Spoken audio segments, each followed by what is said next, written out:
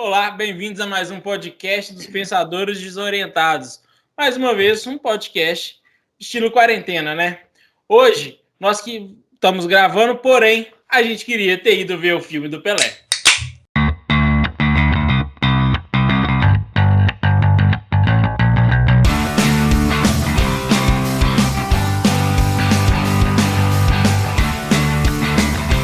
Bom, gente, brincadeiras à parte. No dia 23 de fevereiro de 2021, estreou na Netflix o documentário Pelé. O documentário ele fala do nosso querido Edson Arantes do Nascimento. Pelé, nascido em Três Corações, Minas Gerais, e foi um excelente jogador de futebol, jogou no Santos durante muitos anos, jogou na seleção brasileira, foi um personagem da Turma da Mônica, teve uma revistinha própria, então é um cara sensacional. E hoje a gente vai poder falar um pouquinho mais do filme, não do filme do Pelé, mas sim do documentário do Pelé. Vou deixar o André abrir um pouquinho para nós. Pois é, cara, você falou aí, era melhor ter ido ver o filme do Pelé, começou bem demais, né? Lembrando o saudoso Chaves. Vou fazer um comentário só, Ricardo, na sua introdução. Você falou o nosso querido Edson, querido Pelé, porque o Edson, meio difícil de ser querido. Vamos brincar com isso aqui. Eu queria falar primeiro, velho, antes de começar a gravação, eu pedi, Ricardo, eu preciso falar primeiro, porque eu queria fazer uma provocação ao Gustavo. Porque quando a gente cogitou gravar esse programa, o Gustavo não queria gravar o programa de jeito nenhum, justamente por isso. Porque o Pelé, muitas vezes, é querido, mas o Edson não. E não é um filme. É um documentário que fala sobre o Pelé. Mas quando a gente começou a falar sobre isso, uma das coisas que a gente viu é que não é simplesmente um documentário sobre a pessoa do Pelé. É um documentário que fala sobre o Pelé, mas ele envolve política, porque o Pelé, por mais que tenha sido um jogador de futebol que fale por si, que ele sempre quis ser alheio à política e tudo, Pelé jogou na época da ditadura e o Pelé jogou na seleção de 70. Para mim, o maior time de futebol de todos os tempos. Eu não tenho dúvida nenhuma, na minha concepção, não tenho dúvida nenhuma que o maior time de futebol de todos os tempos, mas que é um time que tem aí um problema que foi um baluarte da ditadura. E isso que foi uma das coisas que eu tenho certeza que chamou a atenção do Gustavo. E eu quero escutar o Gustavo falar justamente por isso, porque eu tenho certeza que no começo o Edson não interessou para ele, mas o Pelé, jogador de futebol, e o Pelé, figura política, deixaram o Gustavo bem interessado. Gustavo, vamos lá. Senhores, vocês sabem que para mim é muito mais prazeroso eu ser convencido do que convencer. Isso aí que o André falou é absolutamente verdade. Eu trouxe uma carga de preconceito em cima do documentário muito severa, eu não queria falar sobre esse assunto, mas como o nosso grupo ele é democrático, o Ricardo, o Igor já tinham assistido, o André também, e em função do tema, que é importante, e também da evidência que o documentário está agora nas redes, né, o documentário da Netflix, eu falei, eu vou ver, eu vou assistir.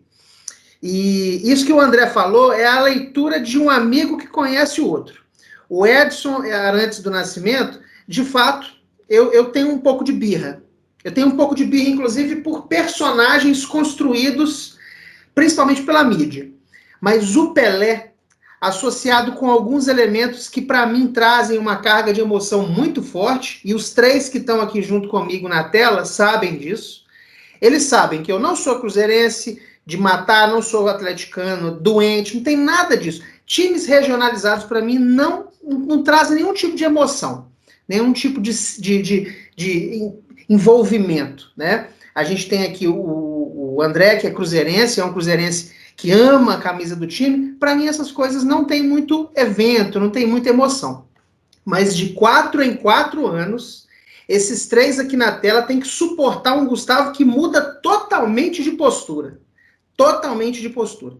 Copa do Mundo, para mim, é um evento emocionante. E quando eu falo emocionante, eu estou falando realmente de lágrimas.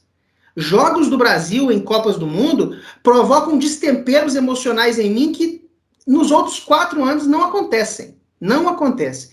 E é exatamente esse elemento que trouxe para mim um interesse muito forte no documentário, que queria até reforçar isso que o André falou, que não é um documentário que fala do Pelé apenas, é um documentário que fala do Pelé contextualizando ele num Brasil de ditadura militar, né?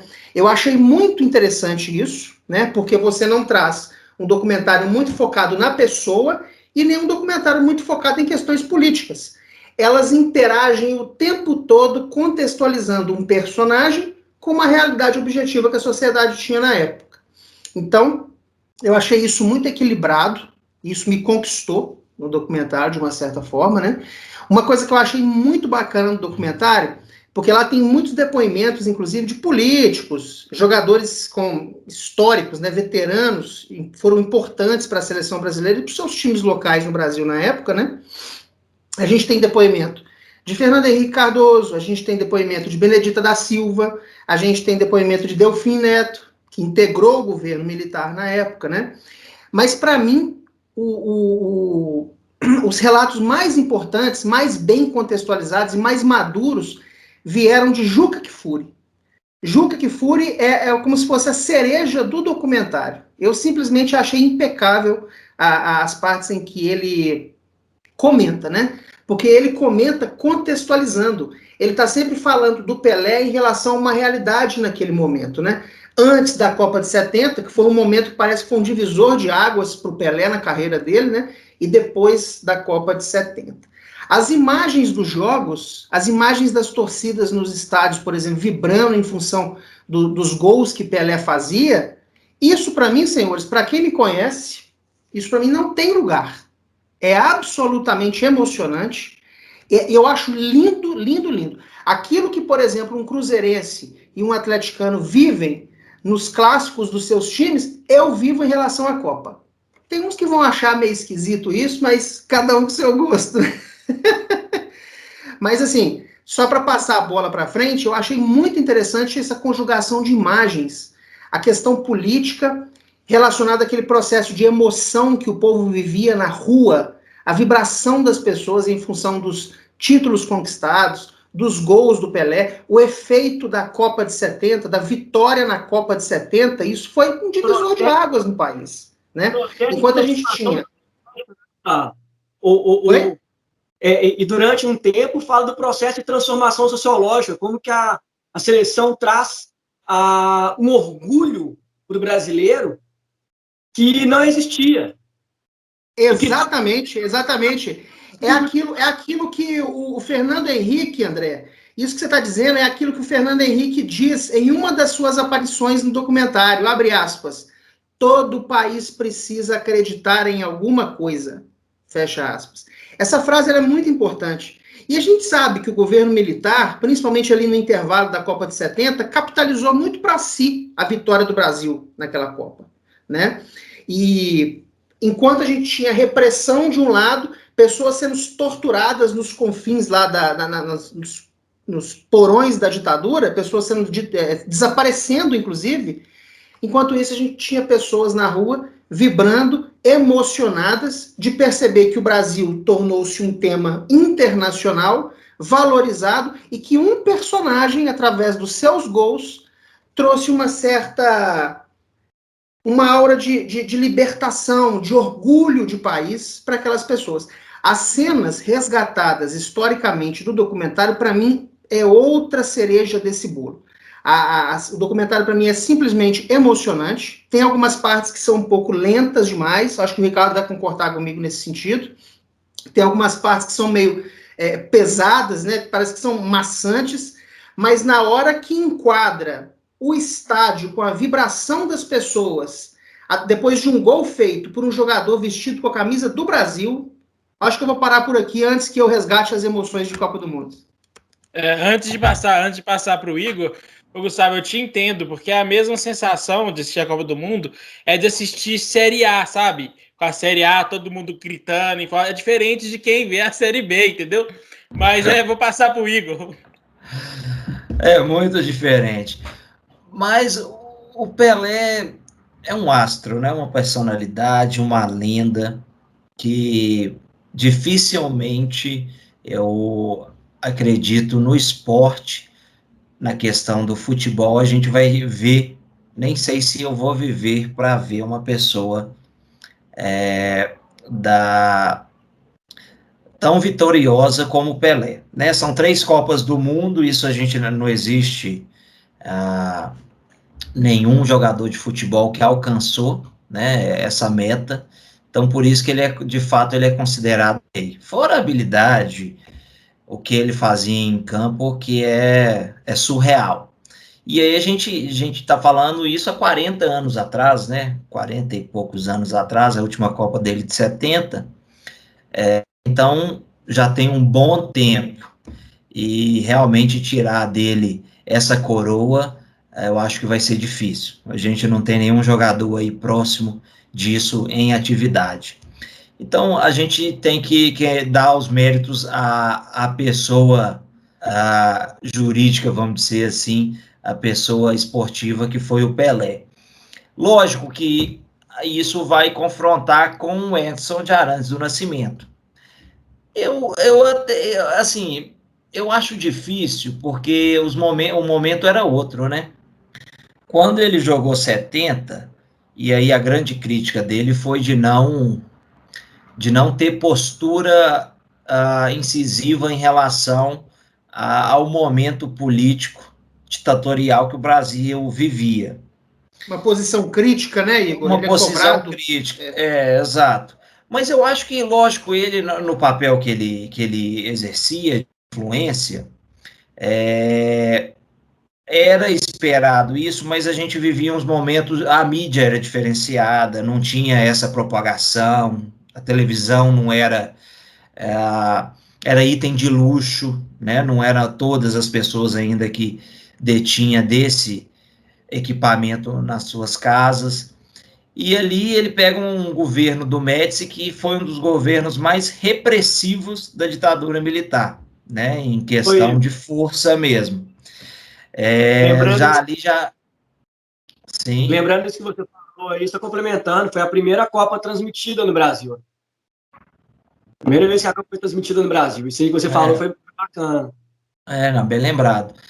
E então, assim, é lógico que a gente hoje, eu acho que às vezes é muito fácil a gente criticar vendo o momento atual, mas você inserido, até lembrando, e o documentário, ele é muito curto, se a gente for pensar, agora eu não me recordo se é 1h40, mas é menos de 2 horas, para, assim, uma história tão ampla que é a vida do Pelé. Porque o Pelé fez cinema, o Pelé é personagem de quadrinhos, é vencedor de títulos, envolve politicamente, né? Tá num período político conturbado. Então é uma história muito longa para caber naquele tempo ali tão curto. Mas esse documentário Netflix vale todo mundo assistir, que é muito bom, que sumariza muito e dá um reflexo tanto da pessoa, né, Pelé, pessoa Edson Arantes, como o esportista Pelé e os seus companheiros de time, etc.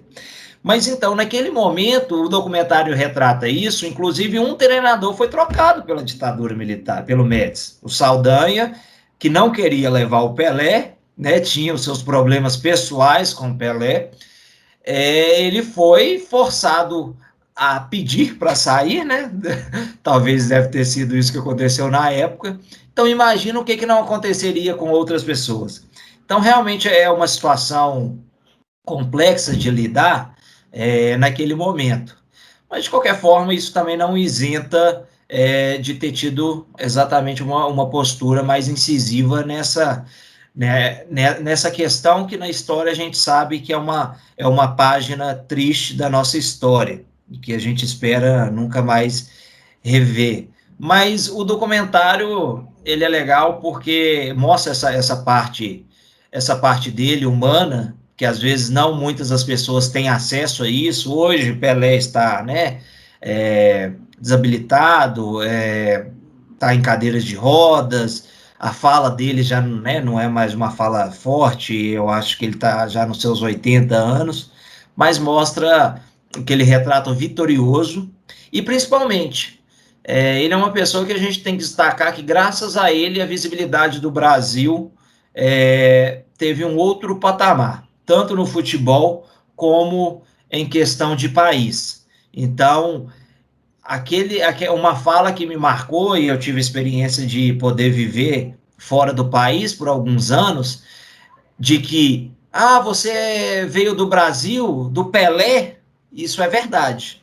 Então, hoje, lógico, nós somos conhecidos por vários outros feitos, mas um deles ainda continua sendo: você é do país do Pelé. Então, isso é um motivo de orgulho, que a gente não pode deixar, apesar de todos esses erros, que eu repito, não deve ter sido fácil você ter vivido naquele momento, e muito menos ter uma postura mais agressiva contra aqueles ditadores que ali estavam no poder, tinham armas em mãos. Certamente, né, é uma situação que ele deve ter repensado muitas vezes. Inclusive, ele retrata essa pressão que houve também. Ele não queria jogar a Copa de 70, e aí ele foi pressionado, né, indiretamente, falando: você tem que jogar. Né? Então, um recado, né, para um bom entendedor, uma palavra basta, né? Já diz o ditado. Então, de forma indireta, essa opressão que ele diz que ter sofrido indiretamente e ter jogado gerou para ele um feito histórico de ser o maior jogador e vencedor de Copas do Mundo do planeta.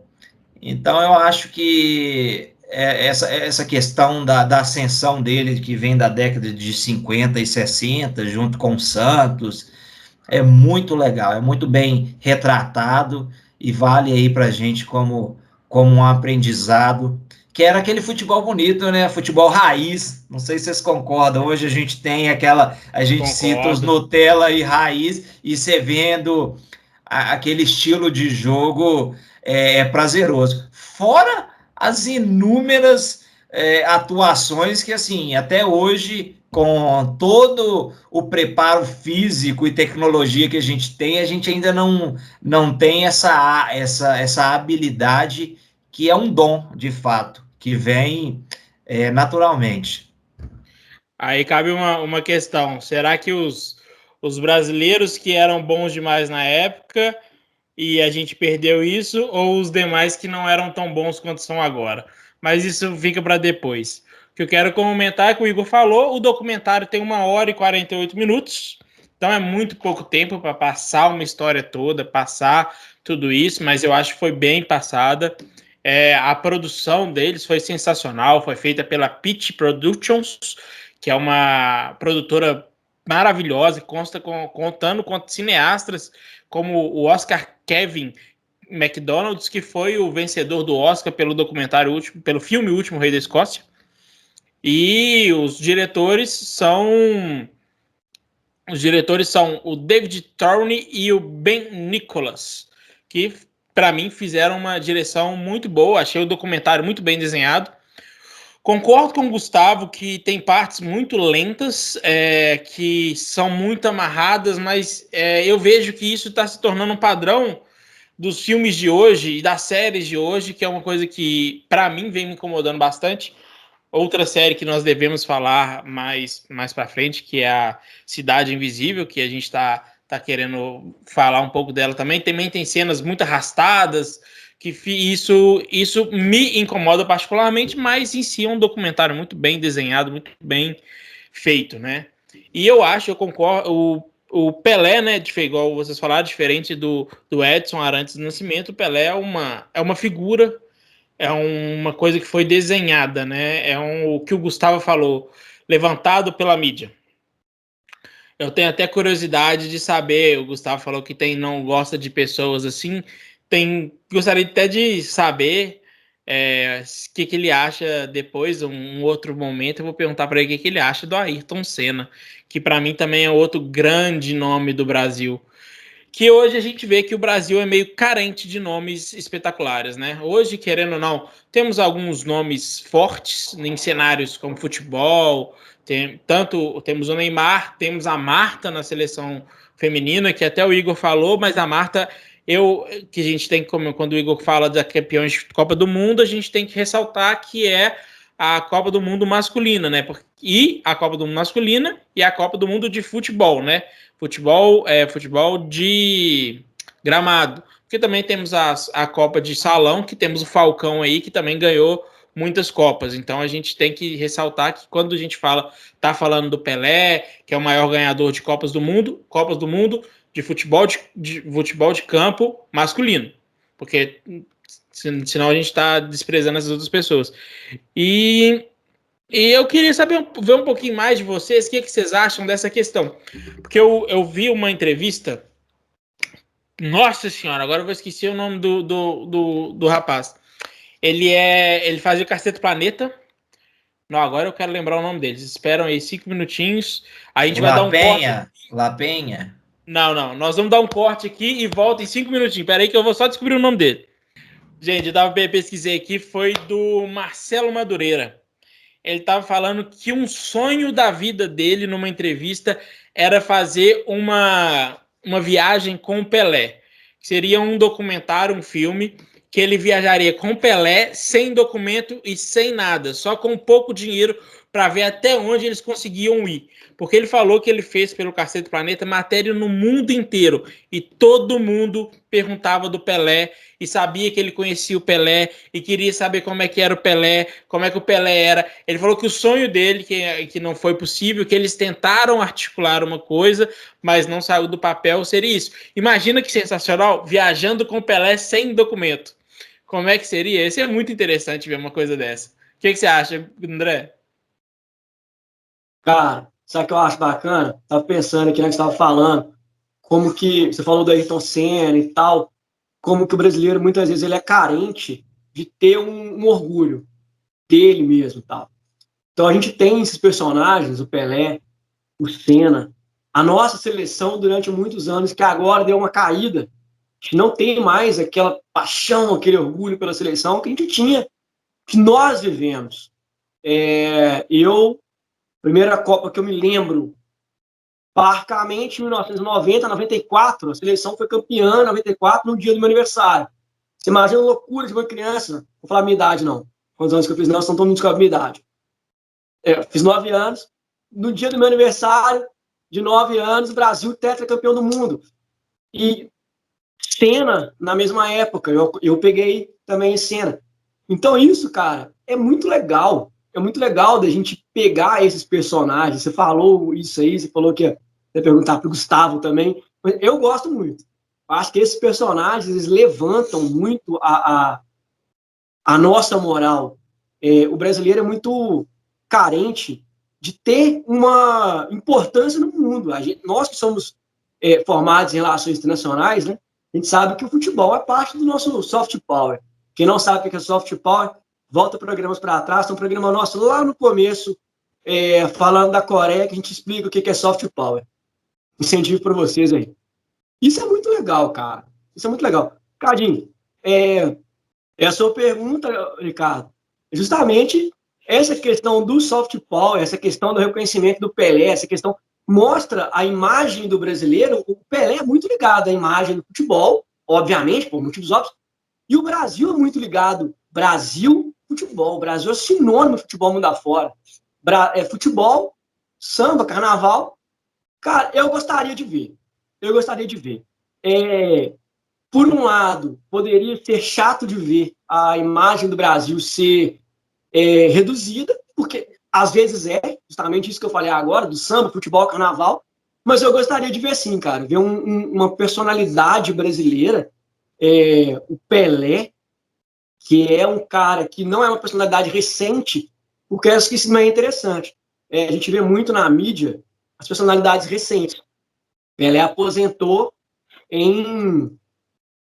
na década de 70, né? Não lembro o ano correto, mas na década de 70. Você vê um cara de lá de trás ser tão reconhecido assim, com o nosso futebol, e principalmente hoje. Eu acho que seria interessante, principalmente hoje, por ver o nosso futebol em baixa no cenário mundial. O próprio brasileiro já não tem mais um orgulho tão grande da seleção. Se lá atrás, no próprio documentário, fala que essa eleição tira tira um pouco daquele sentimento do vira-lata, né? Que o brasileiro tem sentimento de vira-lata, né? Complexo de virar-lata.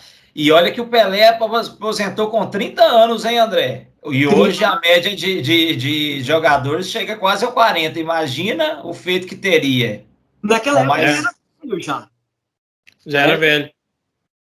Mas só para comentar uma coisa que o André falou aí, essa questão, eu vejo muito que o brasileiro se decepcionou com o futebol depois da Copa do Mundo do Brasil. Que estava todo mundo muito, e aquele baque que foi aquele jogo contra a Alemanha. Mas para mim, uma das cenas mais bonitas da história do futebol foi na Copa do Mundo do Brasil.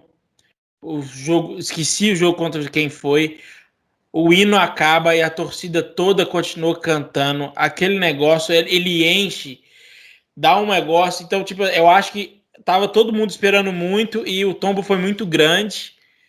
E com isso deu uma desacreditada. Há muita gente que confia agora, mas o que eu vejo é que a garotada mais nova ainda tem muita fé na seleção, porque eles não tiveram o que a gente teve.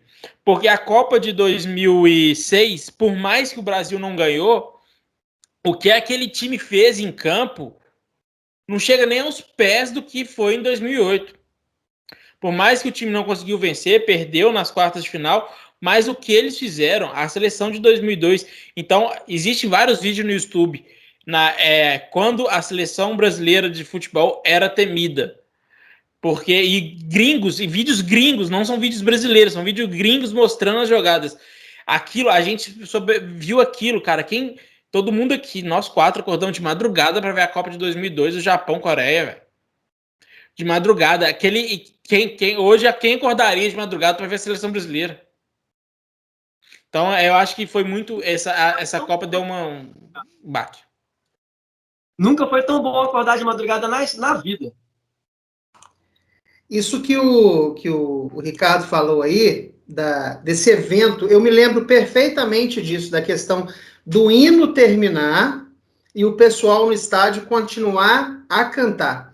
Eu não vou nem render muito isso não, porque senão vai ficar pesado para mim, se é que vocês me entendem. Então isso é muito forte para mim, sabe? Mas eu vou comentar rapidinho aqui a questão do que o Ricardo falou, foi uma excelente provocação, Ricardo, inclusive, quando você fala da questão do Senna, né? Eu acho que quando falo, por exemplo, que eu tenho um certo receio dessas figuras que são construídas no seio da imprensa, né, dos comentaristas, aquelas pessoas que estão na evidência da mídia num determinado momento, a gente tem que tomar muito cuidado, porque existem interesses muito grandes em volta disso. Eu por exemplo, a questão do Senna, que você falou, eu acho que no caso do Senna, por exemplo, que para mim é um outro personagem que me traz uma emoção e um histórico de infância. E eu vou dizer para vocês por quê. Quando o Senna estava no seu auge, eu me lembro perfeitamente, senhores, do meu pai assistindo as corridas do Senna na sala lá de casa, e eu acompanhando aquilo e observando as reações dele em função das vitórias do Senna. Meu pai se emocionava, meu pai acordava cedo para assistir as corridas. Então, eu cresci num ambiente onde existia uma pessoa que tinha uma influência sobre mim, mostrar uma certa paixão por um personagem do esporte. Então eu fui vendo aquilo e tomando aquilo como referência. O Senna, para mim, até hoje, a música que a Globo produziu para mostrar os momentos de vitória do Senna, para mim, são tão fortes quanto os gritos de gol que a Globo produziu para a Copa do Mundo. Isso tudo tem um histórico, isso mexe com a gente.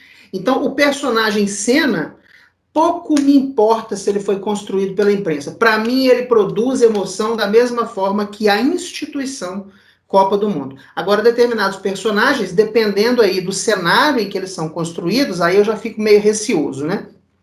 O André falou uma coisa muito legal aí, principalmente na época da Copa de 70, o Brasil tinha muita carência de sentir orgulho de si mesmo. Inclusive, eu acho que a expressão complexo de vira-lata é desta época. Juca Kfouri chega a comentar sobre isso durante o documentário, né?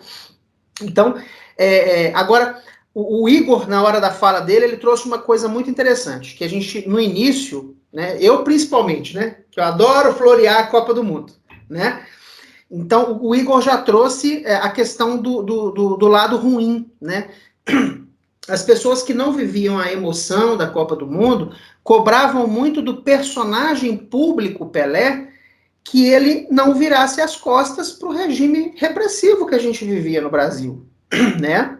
Eu lembro que tem uma parte no documentário, sem dar muito spoiler, que mostra o ditador, né? O presidente do Brasil na época, Emílio Garrastazu Médici, com um radinho no estádio e deixando absolutamente que seja filmado para que aquela figura daquele ditador, daquele repressivo, daquele violento, fosse associado às emoções e o êxtase da Copa. Ou seja, instrumentalizando a Copa do Mundo na política, né? Em plena ditadura, né? Então, Pelé, naquele momento, senhores, ele se tornou um dogma. Ele se tornou uma figura de sonhos, né? Uma espécie de válvula de escape para a sociedade naquele momento, né? O Juca Kfouri, inclusive, fala uma hora, em um momento durante o documentário, que para ele ganhar era inegociável. E em função dessa figura construída dentro do esporte, Pelé era como se fosse uma pessoa à parte da realidade política. Chega uma hora que ele fala no documentário que ele estava muito perdido, ele ficava perdido, abre aspas. Eu ficava perdido diante das denúncias de opressão, né? O Igor comentou sobre isso, né? Agora, ele tinha uma pressão sobre ele muito grande. Então, de uma certa forma, ele se tornava alienado, aparteado dessa realidade política, né? Tem uma parte no documentário que eu acho muito importante, acho ela muito forte, na hora que ele se emociona sobre as expectativas do resultado da Copa de 70. Quando a pessoa que conversa com ele dentro daquele ambiente do documentário, né, em que ele fica numa cadeira, isolado, mais distante, e ele começa a comentar sobre, o André falou sobre isso, né, que ele tinha muito medo do resultado, ele não queria jogar na Copa de 70, porque ele tinha tido fracassos anteriores, e aquela Copa de 70 para ele, ou ia ser um divisor de águas para o lado bom, ou o fracasso absoluto do personagem. E a Copa de 70 foi um êxito. As pessoas foram para a rua, aquelas cenas das pessoas em cima de carros vibrando com a bandeira do Brasil, balançando a bandeira do Brasil. Aquilo é fantástico. Eu acho a coisa mais linda da face da Terra. E ele ficava perdido diante dessa situação. Tem uma hora que ele volta, inclusive, acho que foi da Copa de 70, se não me engano, me corrija se eu estiver errado. Ele é recebido por Médici, acho que inclusive no Palácio, né? E aquela cena dele abraçando o presidente, eu tenho certeza, senhores, aquele momento foi um momento de confusão para muitos cidadãos brasileiros. Aqueles que sofreram, mesmo que minimamente, os efeitos da repressão, sentiram naquele evento, naquela cena, tipo assim, poxa vida, Pelé está junto com a ditadura. Muitas pessoas devem ter tido esse momento, essa sensação, né? Tipo assim, puxa vida, um personagem que ao invés de se tornar uma espécie de, abre bem aspas aqui, tá? Uma espécie de denunciante da situação política que o Brasil vivia, abraçando um ditador, né? E ele fala, várias vezes no documentário, tem uma parte que ele fala, ajudei o país, hoje, né? Ele tem essa consciência hoje, ajudei mais o país com o meu futebol do que muito político por aí, né? E para encerrar, eu acho que a minha fala aqui, eu acho muito, muito forte a hora que ele fala que o grande presente da vitória não é a joia, fazendo referência a troféu, com certeza essas coisas, né? Mas o alívio. O alívio. Exatamente. A pressão do resultado, pelo resultado da Copa de 70, essa pressão forte, inclusive, da sociedade em relação à postura dele na política, e ele entregar um resultado favorável, porque ele foi um personagem importante na Copa de 70, né? Eu acho que eu não posso falar muito de futebol regionalizado, não, mas eu acho que de Copa do Mundo eu acho que eu posso, né? Só para poder falar isso aí, Igor, é interessante essa questão da dicotomia do Pelé, porque de um lado, isso que você falou, né, da pressão em cima dele, por que ele participou, foi lá, se encontrou com o Médici, muita gente tem aquela famosa frase do Edmund Burke, se não me engano, Burke, que para que o mal triunfe, basta que o bem não faça nada. Então, o Pelé é muito julgado por isso, né?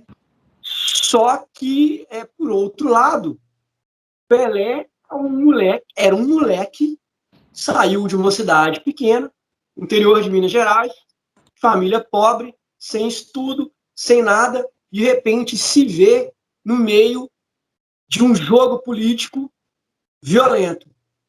Um cara que não tinha... Tudo bem, o capacete ele tinha 30 anos. Não quer dizer que 30 anos ele tinha maturidade, que ele tinha cabeça, que ele tinha estudo, que ele tinha conhecimento. Então é muito pesado também a gente julgar o Pelé politicamente nesse aspecto. Vamos falar do Pelé, porque do Edson eu não quero falar, não. Mas mesmo assim, mesmo falando do Pelé, é difícil da gente julgar pensando nisso, né? Não foi uma situação fácil para ele, não. Não, a gente tem que idolatrar o Edson também, que ele foi pegador, viu? Pegou Xuxa, o cara não foi moleza, não. Eu não vou nem entrar em detalhe, não, que vou deixar só na bola do campo mesmo, senão já vamos começar a falar besteira aqui. Mas a questão toda que eu vejo é a influência do futebol, e vocês falaram muito, muito bem.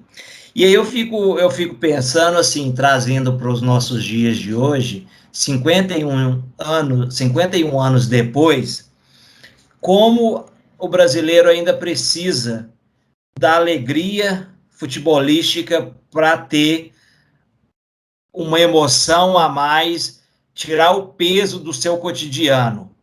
Por quê? Nós vivemos, a gente não evoluiu, senhores. A gente hoje vive numa democracia, mas os problemas persistem, a gente sofre. E 2014 teve aquela questão, né?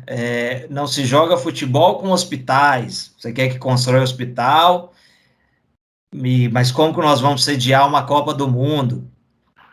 E aí, isso influencia tanto na política, que depois disso, perdeu daquele vexame, depois veio situações de corrupção, denúncias, partido, pessoas caíram, a influência é grande. Agora imagina se o Brasil tivesse ganhado aqui dentro. A diferença é que isso politicamente talvez não teria feito. Para aqueles, né, sim, a Dilma foi reeleita, mas com uma margem mínima. Então imagina se o Brasil tivesse ganhado. Então, o futebol ele é muito intrínseco no cotidiano do brasileiro e na decisão política e tudo que isso influencia. Então, infelizmente, né, a gente tem poucas alegrias no nosso dia a dia e o futebol, como outros esportes, que o Brasil é vitorioso, como vôlei, futsal, vôlei de praia, próprio Fórmula 1, nós somos esportistas vitoriosos, isso aí é um mérito nosso, nós temos uma competitividade alta, mas no que tange, né, como o principal esporte do país é o futebol, a influência dele é gigantesca, né, isso e acaba que coincide, né, inclusive a cada 4 anos e sempre em ano de eleição. Parece que eu acho que eles colocaram isso até de propósito, viu? Tipo Se isso. eu for parar para pensar, tem até segundas intenções por trás. Vindo do nosso corpo político, há de duvidar de tudo. Mas o documentário é fenomenal. Eu gostei, sim, eu concordo com vocês, o ritmo é muito acelerado, lento e tal, para determinados assuntos importantes, assuntos críticos, e aí é contado de uma forma muito célere. Mas, independente disso, deu para pegar, né, um aspecto da pessoa dele e um pouco do posicionamento dele. Lógico, 51 anos depois você vai ter, né, as coisas evoluem, você vai pensar de outra forma. Vai ter um certo anacronismo mesmo, é natural, né? Exatamente. Eu queria só encerrar rapidinho, se você me permite, uma coisa que você falou aí de Copa, né? uma coisa que me deixa um pouco angustiado hoje é se a gente vai ter Copa do Mundo ano que vem, né? Exatamente. Olha, eu acredito que sim. Eu acredito que sim. Lógico, nós, como país, ainda está engatinhando, né, para a questão de vacinação, mas eu acho que o mundo todo, eu acho que deve evoluir. Se eu não me engano, as Olimpíadas né, tá remarcado para o ano que vem e a Copa também, acredito eu e espero, né, torço para isso, porque isso é uma consequência quase que milagrosa para nós como sociedade global, porque, né, se a gente for pensar que uma vacina foi desenvolvida em menos de um ano, isso assim, a gente tem que ajoelhar e agradecer todos os dias pela competência da ciência, independente se alguns retardados duvidam ou não dessa saída. Excelente. Mas a questão é essa. Assista o documentário, Pelé é o nosso ídolo, Pelé é a nossa referência, graças a ele. Independente dos erros, eu acho que sim, ele errou, ele poderia, talvez até depois, porque pensando numa analogia mais prolongada, a gente foi acabar com a ditadura só em 85. Ele acabou de jogar em 70 pela seleção, e se eu não me engano, em 75 no máximo, vou chutar aqui, mas eu acho que não foi muito antes ou muito depois disso, jogar o futebol em clube, que foi, ele acabou lá nos Estados Unidos, mas ele poderia ter tido uma postura mais contundente em questão contrária à ditadura que ainda perdurou alguma década após o fim, né, da carreira dele pela seleção brasileira. Mas ele preferiu se isentar e ficar um low profile em questão a isso, mas agora ele paga aí pela história, mas eu acho que isso não mancha a carreira dele e a figura e personalidade que ele é. Então, fica aí a dica, assistam o documentário, pessoal. O meu abraço. Eu fui convencido pelo documentário, pessoal que nos assiste. Eu fui convencido pelo documentário. Eu acho que eu sou a prova disso que o Igor acabou de convidar. Eu era cético com o documentário, assisti ele com toda boa vontade e me surpreendi. Como eu disse no início do vídeo, a melhor coisa que tem é você ser convencido de algo. E eu acho que realmente o documentário traz uma nostalgia muito importante. Eu acho que para quem gosta de Copa, feito eu acho que traz até uma emoção adicional, né? Para quem tem um pouco mais de racionalidade em relação à Copa, talvez não. Eu sou emocionado mesmo e não escondo de ninguém, mas para mim foi muito revelador, foi muito bonito de ver. Eu acho que vale realmente a experiência. Concordo. Só complementando a fala do Igor, o Pelé aposentou em 1977. Ele aposentou aos 36 anos de idade. Eu tô quase lá, hein? Tô querendo jogando pelo também. Santos, né? André, me corrija. Jogando pelo Santos, né? Não. Ele jogou no time americano. Como que chama? Mas ele lembra, jogou André? no Santos, não é isso? Não, ele jogou no Santos. Ele jogou no Santos. Né? A maior parte da carreira a história dele é pelo Santos. Mas ele aposenta no time ele tinha encerrado a carreira jogando pelo Santos. Não. Ele encerrou a carreira jogando nos Cosmos de Nova York. Cosmos de Nova York, isso mesmo. Cosmos, Galaxy, tá tudo ligado à astronomia, eu quase acertei. Mas é isso aí, gente. Nossa, mas eu errei de longe. Eu falei 30 anos, e foi 36, porque ele depois ainda teve uma carreira. Mas enfim, por isso que ele fez muito gols. Senhor, foi um prazer, viu, falar sobre esse assunto. Espero que vocês tenham gostado de falar um pouco sobre esse assunto. Nós gostamos muito de falar sobre filmes, sobre documentários, etc. Se vocês acharem interessante, gente, a gente pode trazer outros documentários aqui sobre personalidades brasileiras. Nós temos os documentários sobre Vinícius de Moraes, temos documentários sobre Senna, temos documentários sobre a Carmen Miranda. Sérgio Vieira de Mello. Bananas My Business, Sérgio Vieira de Mello. Nós temos um documentário que eu assisti, que eu gostei muito, que o André vai gostar, de uma banda de Belo Horizonte que é reconhecida internacionalmente. André, qual banda que é? Não sei. Sepultura. Sepultura, lógico. Porra. Eu O fui André no foi pego de surpresa. boteco com meu pai, várias vezes. Meu tio era vizinho do boteco que os caras frequentavam aí no seu bairro, em Santa Teresa. Então, tipo assim, são documentários sobre... Indico mais um que eu acho obrigatório, no campo da música. Tim Maia. Obrigatório. Tim Maia. Top também. Tim Maia. Sou fã. Então, se vocês acharem Série também interessante, sobre a gente vai trazer. folclore brasileiro, Cidade Invisível. Não, Cidade Invisível nós vamos falar. O Gustavo vai ter que assistir. Já tá pra dando gente falar. spoiler, pô. Vou te falar. Vou assistir, Vou dar inclusive, spoiler. eu já fiz a promessa para vocês. Eu vou fazer, inclusive, aqui reforçar na frente de todo mundo que está nos assistindo, né? Que é eu assistir a série Cidade Invisível, porque o André, o Ricardo e o Igor já assistiram, só falta eu, e a gente precisa produzir conteúdo crítico para vocês assistirem aí, de onde vocês estiverem. Só falta eu. Então, a pressão está em cima de mim e eu vou entregar produto talvez na semana que vem pro pessoal. All time. É isso aí, gente. Muito obrigado a todos. Se vocês Obrigado, acharem pessoal. interessante falar de algum desses documentários sobre artistas brasileiros que fizeram sucesso não só aqui como fora, esses que a gente citou, 3 deles são icônicos, né? Que é a Carmen Miranda, um documentário que mostra a vida dela nos Estados Unidos. Sepultura, que é uma banda de metal que todo mundo acha que é internacional, e é daqui do Brasil, mais específica da nossa querida cidade Belo Horizonte. Senna, que poupa as palavras, que são personalidades brasileiras conhecidas no mundo inteiro. Então, muito obrigado, gente. Nos vemos na próxima semana e valeu! Sepultura from Brasil.